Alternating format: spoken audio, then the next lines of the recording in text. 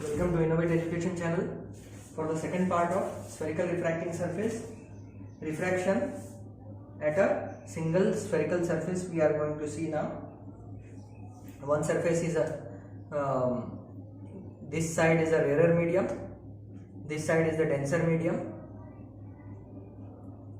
Okay, so in this figure we can see that XPY is a spherical surface of radius of curvature R, separates the two media of refractive indices N1, this media of N1 and this of N2,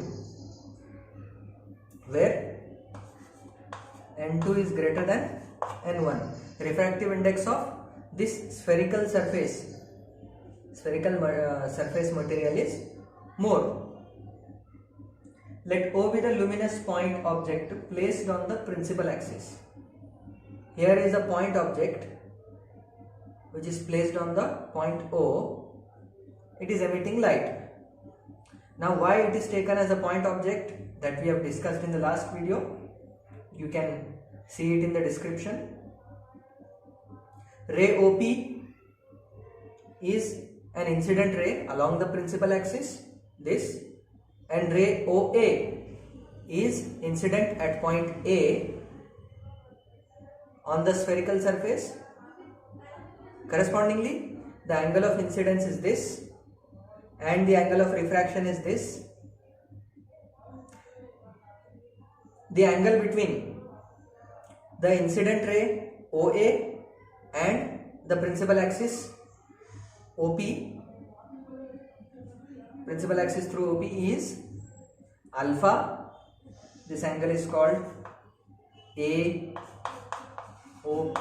is equal to alpha, whereas angle between the refracted ray and the principal axis is beta.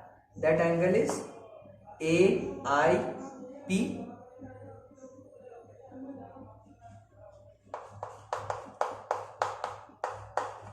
Beta, and angle between the normal and the principal axis, normal at this point of incidence and the principal axis is gamma, that is ACP is equal to gamma. Also one more assumption is there, because we are using a very thin spherical refracting surface, hence this refracting surface APY is supposed to be equivalent to a straight surface and it is supposed to be perpendicular to the principal axis like this.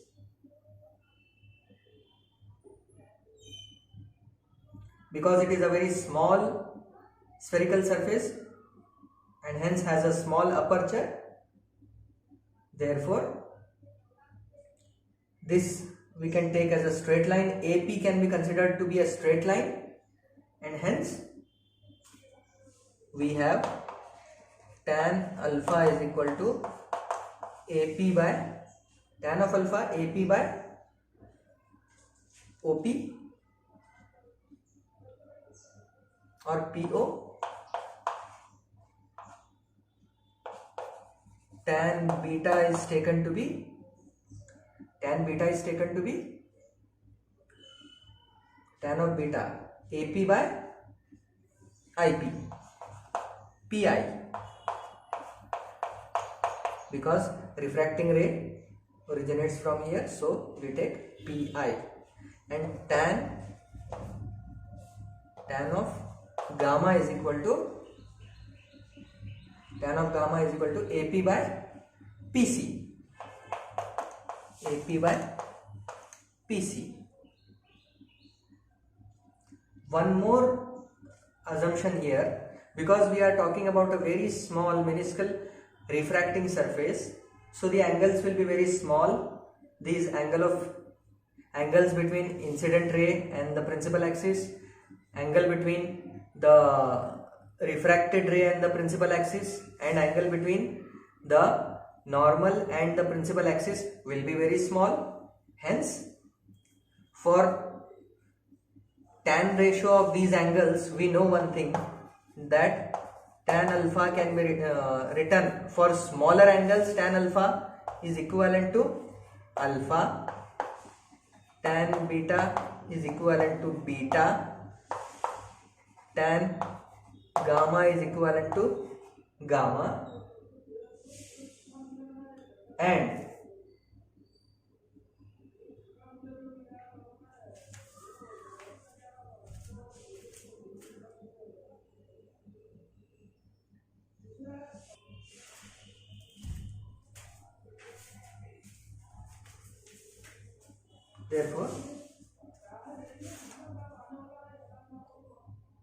therefore what we have here, alpha is equal to AP by PO,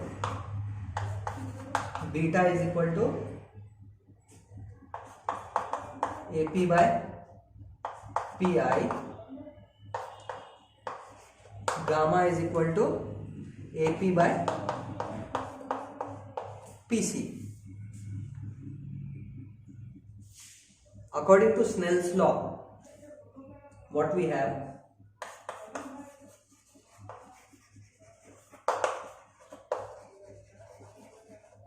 Snell's law,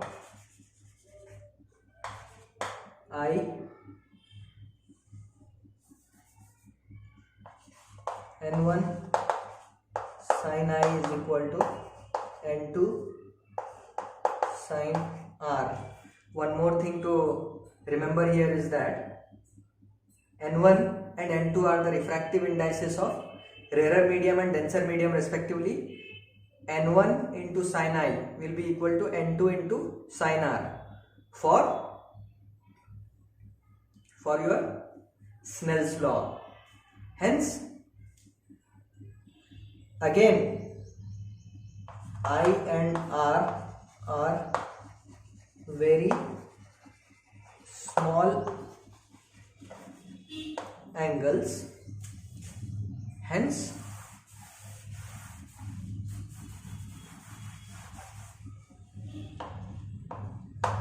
therefore, I and R are very small angles. Therefore, sin I is equal to I, sin R is equal to R. Therefore, it will be N1 into I is equal to N2 into R. Now I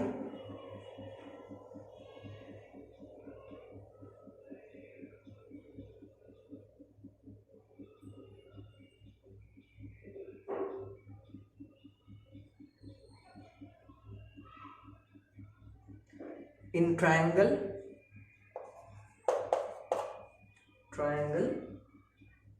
AOP,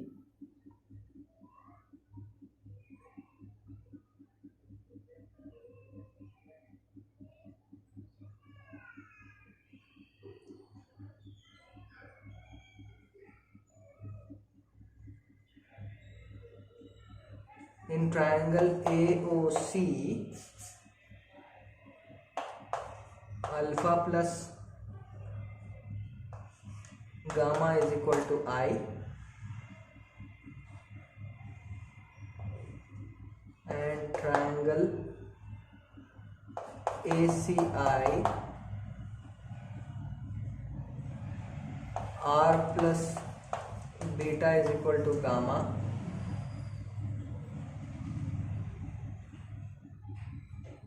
R plus beta is equal to gamma.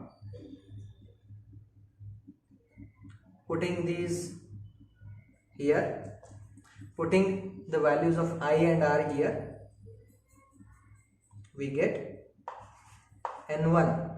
Sin I is I, so in place of I we will put alpha plus gamma, and N2 is equal to gamma minus beta. is equal to n2 into gamma minus beta. n1 alpha plus gamma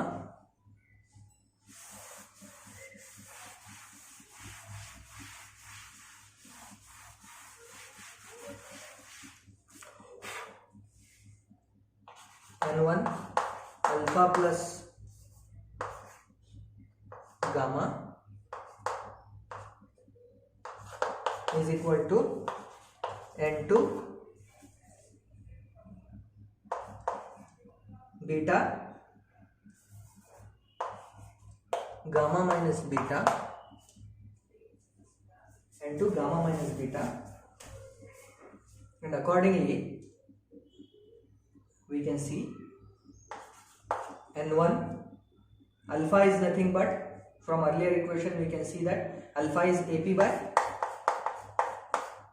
PO plus gamma is AP by PC is equal to n2 gamma is what, AP by PC again, minus beta is AP by PI by PI. We can see here PO is nothing but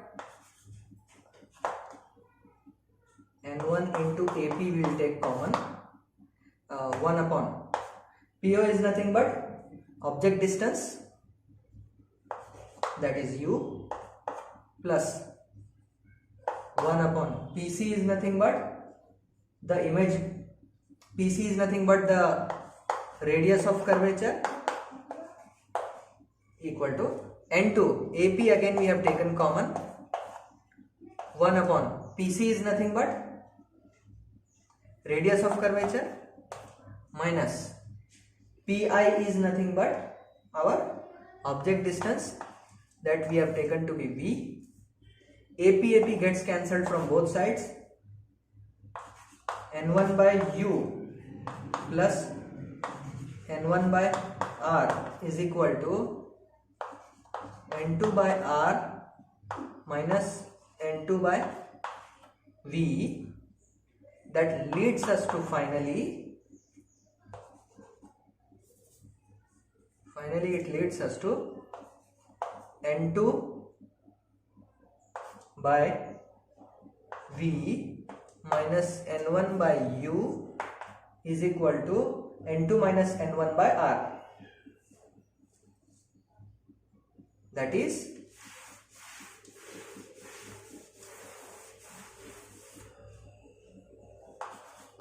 n2 by V minus n1 by U is equal to n2 minus n1 by R. This equation gives the relation between object and image distance in terms of refractive index of the medium and the radius of curvature of the curved spherical surface. It holds good for any curved surface, any curved spherical surface, be it concave or convex. Here in this, n2 minus n1 divided by R is the power of the refracting surface P, power of the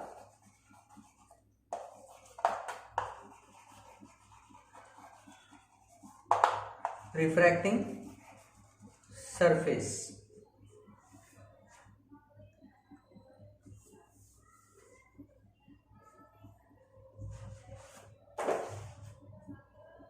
Hope you like this video. Take down this formula and underline this. Make a block of this formula.